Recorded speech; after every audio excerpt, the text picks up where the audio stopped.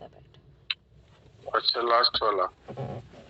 हाँ, तो हमने अभी तक ये पढ़ा था कि मीराबाई की प्रसिद्धि दूर दूर तक फैल गई थी। उसके देवर राणा जी है, वो तो उसके लिए परेशानी पैदा करते थे, और अब दूर दूर तक मेड़तनी जी अर्थात मीराबाई का जो यश फैल रहा था, तो उसी यश से आकृष्ट होकर के और मालवा का जो बादशाह था वो अपना वेश बदल करके और मीराबाई के दर्शन करने आया। तो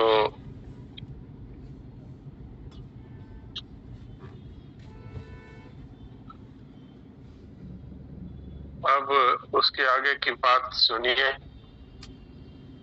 कि जो शाह आया वो अब उसका क्या आगे प्रसंग आता है। हाँ, पढ़ो। अब तक शाह ने अपना आपा संभाल लिया था। वह अपने साथी के साथ खड़ा हो गया और धीरे धीरे सन्मुख जाकर हाथ जोड़कर गदगद कंठ से बोला, हुनर और नूर, उसके ऊपर खुदाई मोहब्बत, यह सब एक साथ नहीं मिलते। आज आपका दीदार करके और खुदा का ऐसा करिश्मा देखकर यह नाचीज सुखर्रू हुआ। अपने खुदा के लिए इस नाचीज की यह छोटी सी भेंट कबूल करके मुझ पर एहसान फरमाए। उसने जेब से हीरो का हार निकाला और अंजलि में लेकर नीचे झुका। ये जैसे मेरे हैं वैसे ही आपके भी हैं, किंतु ये शुद्ध मन के निश्चल भावों के भूखे हैं। यह प्रजा का धन आप गरीबों की सेवा में लगाएं। इन्हें धन नहीं भक्ति चाहिए। मीरा ने कहा, दिल की बात किसी न किसी चीज या काम से ही रोशन होती है। मेहरबानी होगी आपकी। कहते हुए उसने माला धरती पर रख दी। एक हाथ से आंसू पोंछता और दूसरे से तलवार संभालता हुआ वो मंदिर से बाहर आ गया। जहांपना, ठीक नहीं किया आपने, हम दुश्मन के इलाके में हैं। बोलकर तो आपने अपने को एक तरह से रोशन ही कर दिया। घोड़े पर बैठते हुए वजीर ने कहा, ठीक कहते हो खान, मैं अपने को जब्त न कर सका। ओ, दुनिया का कोई भी कलावंत ऐसा कैसे गा सकता है? लेकिन गाएगा भी कैसे? वह सब लोगों को खुश करने के लिए गाते हैं और यह मल्लिका खुदा के लिए गाती है। सच, सब कुछ बेनजीर है खान, सब कुछ बेनजीर। मेरा यह सफर कामयाब रहा। अब तक दिल बाग बाग है, हाथ पैर ठीक से काम नहीं कर रहे। बड़े खुशकिस्मत है चित्तौड़ के बाशिंदे जिन्हें ऐसी मलका नसीब हुई। अब तक वे किले से नीचे उतरकर मालवी की ओर जाने वाले पथ पर घोड़ों को दौड़ा चुके थे। ठीक फरमाते हैं खुदाबंद, वजीर ने कहा, लेकिन ये राजपूत खुदा जाने किस फौलाद से बनाकर भेजा है जमीन पर। एक औरत के पीछे दुनिया तबाह कर दे कि उनकी औरतें भी गैर मर्द के हाथ में पड़ने से पहले जिंदा आग में जल जाना पसंद करती है। आग न मिले तो जैसे भी हो खुदकुशी कर लेती है। अब ऐसी औरत के पीछे अगर दुनिया तबाह करनी पड़े तो कौन बड़ी बात है? शाह ने हंसकर कहा, वजह फरमाते हैं हुजूर, इस मामले में हम मोमिन खुशकिस्मत है। हमारे यहाँ आदमी औरत को इतनी बंदिश नहीं है। बंदिश से कोई नहीं बनता है खान, यह तो मोहब्बत और दिल में उतरने की बात है। तुम जानते हो कि किसी किसी हिंदू राजा के यहाँ कोई कोई औरतें खाविंद के रहते भी बेवा की जिंदगी बसर करती है, फिर भी दूसरे के यहाँ जाना पसंद नहीं करती। इतना ही नहीं खान, उस फक्त नाम के खाविंद के मर जाने पर उसकी लाश के साथ खुशी खुशी जिंदा जल जाती है। मुझे तो यह सब सोचकर ही दहशत होती है। हिम्मत कितनी है इनमें? हिम्मत और दिलेरी तो इनकी विरासत है खुदाबंद। खुदा झूठ न बुलवाए, कोई कोई राजपूत तो माथा कट जाने पर भी शमशीर चलाते रहते हैं। या अल्लाह, तौबा तौबा। हाँ हुजूर, मैं उस मलका की बात कर रहा था कि उस मुलाकात की सजा कहीं उसे न भुगतनी पड़े। हुजूर की बोली से वहां बैठे लोग जान गए होंगे कि हम मुसलमान हैं और उस हीरे की कंठी ने हुजूर का रुतबा रोशन कर दिया होगा। हमको जल्द से जल्द अपनी सरहद में पहुंच जाना चाहिए। ये लोग अपनी औरत का गैर मर्द से बोलना तो अलहदा रहा, किसी की नजर पड़ना भी गवारा नहीं करते। लेकिन खान, वहां तो बहुत आदमी बैठे थे। हाँ खुदाबंद, वे या तो खुदा के दीवाने फकीर थे या फिर तीर्थ यात्री। एक दूसरे ही मुल्क का शाह, विधर्मी, और वह भी दुश्मन। हम जैसा वहाँ एक भी न था। आप जानते होंगे कि ये हिंदू अपने मंदिरों में किसी विधर्मी को नहीं घुसने देते। उनका मानना है कि इससे मंदिर नापाक हो जाता है, और कुछ न हो। हमारा यह कसूर ही उनका गुस्सा बढ़ाने को काफी है। शाह हा करके हंस पड़ा। सुना तो मैंने भी है खान, लेकिन खुदा तो पाक परवरदिगार है। वह या उसका घर किसी के आने जाने से नापाक कैसे हो सकता है? फिर उस मलका ने तो ऐसा कोई रुख नहीं दिखाया। लगता है वह इन सबसे ज्यादा समझदार है। कुछ भी हो खान, मैं बहुत खुश हूँ। आ भी जाए राजपूत हमको घेर ले, और मैं जंग में मारा भी जाऊं, तब भी अफसोस नहीं होगा। लाहौल विला कुफत, ऐसा ना फरमाए हुजूर। अब बस अपनी सरहद में आ ही गए हैं। ठीक है, आज यहीं तक रखो। तो आप देखिए कि एक मुसलमान बादशाह भी भगवान के सच्चे भक्त से किस तरह प्रभावित हो सकता है, क्योंकि ये जो भगवान की भक्ति है ये एक तरह की एक ऐसी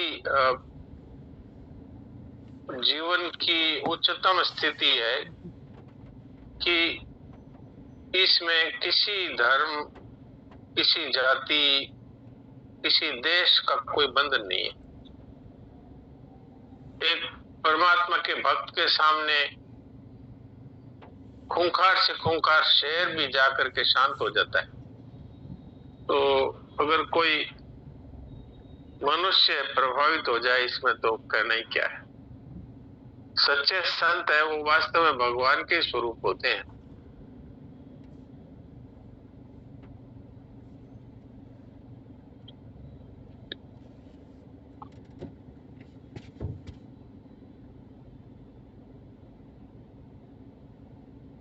एक बात कई भाई बहन कहते हैं कि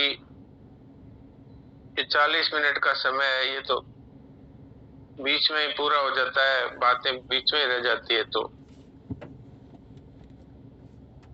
इसके लिए एक मन में विचार आया कि रविवार को तो जैसा जयेश भाई अपना ठीक समझे वैसा प्रोग्राम चलाएं, लेकिन बाकी प्रोग्राम्स हैं उनमें ऐसा सोचा कि जैसे कल सोमवार है तो सोमवार के दिन अपने श्रद्धेय स्वामी जी महाराज का जो प्रार्थना प्रवचन रोजाना सत्संग ग्रुप में आता है वो जयेश भाई पढ़कर सुना दें और उस पर कुछ अपन बातचीत करें।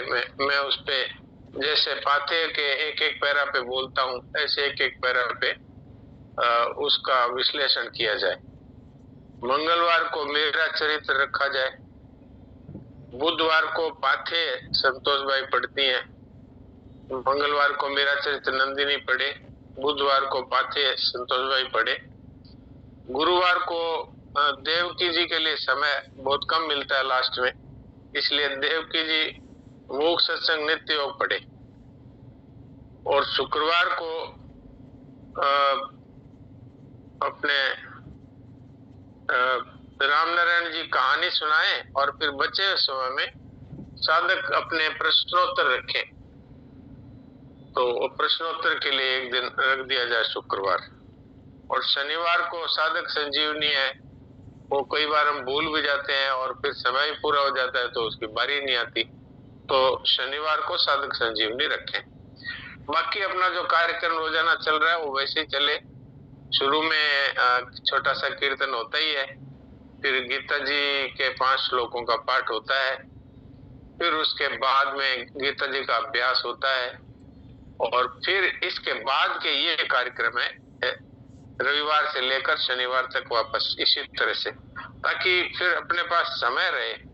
नहीं तो देवकी जी के पास जाते जाते तो कभी कभी तो 1-2 मिनट ही रहते हैं, कभी कभी 2-4 मिनट रहते हैं। तो इसलिए, और स्वामी जी महाराज की प्रार्थना प्रवचन में बहुत अच्छी बातें आती है सुबह 5 बजे वाली में, तो सत्संग ग्रुप में देते तो है, पर उनमें अगर हम उस पर विचार विनिमय थोड़ा रखें तो बहुत अच्छा होगा। इसलिए मैंने सोचा सनान जी महाराज की तो भोग सत्संग नित्य योग पढ़ते ही हैं, तो एक दिन उसका रख दिया जाए, एक दिन स्वामी जी महाराज के प्रार्थना प्रवचन के सार को रखा जाए, एक दिन मीरा चरित, एक दिन पाथे, एक दिन साधक संजीवनी और एक दिन राम नारायण जी की कहानी।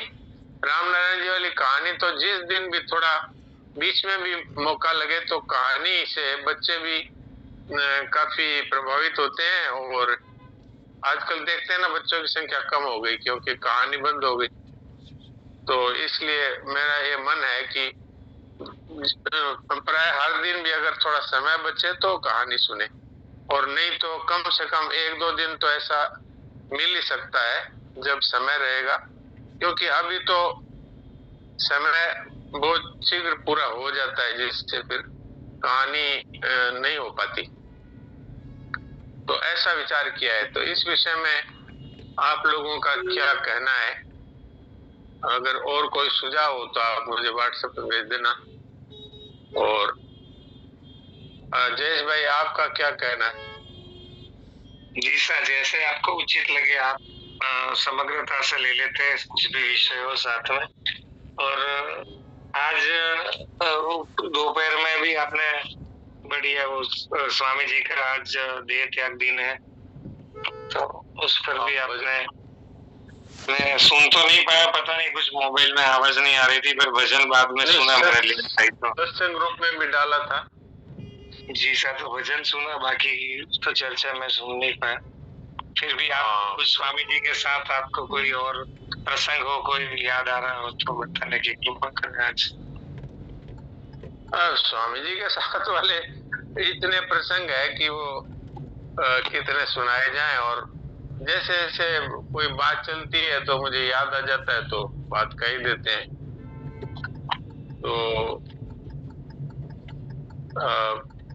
एक भजन है संतों के विषय में, वो मैं सुना देता हूँ। वो मैंने महाराज जी के हिसाब से छांट करके लिखा था, तो वो अभी सुना देते हैं। जैसे उसका थीम ये है, उसका भाव, कि अभी हम ये ना सोचें कि स्वामी जी महाराज है नहीं, तो क्योंकि संतों का तो शरीर है वो नहीं दिखता है, बाकी तो संत तो है ही, मौजूद ही हैं, हर समय ही हैं। तो मान लीजिए कि हम किसी गांव में रह रहे हैं और वहां महाराज जी का पधारना हो गया, ऐसा मान लेते हैं, हमारे गांव में महाराज जी आ गए, ऐसा हम मानते हैं। तो आज तो संजीव जी और भावना और इनके भी दर्शन हो गए। मैंने इनको याद किया था, मैंने कहा भाई ये दिख नहीं रहे हैं और इनके बहुत अच्छे भाव है, तो इनकी उपस्थिति रहने से सत्संग में एक अलग रंग आता है। जब अच्छे साधक होते हैं ना तो उनका प्रभाव होता है। तो मुझे आज इनकी याद आ गई तो मैंने दोपहर में इनको फोन किया।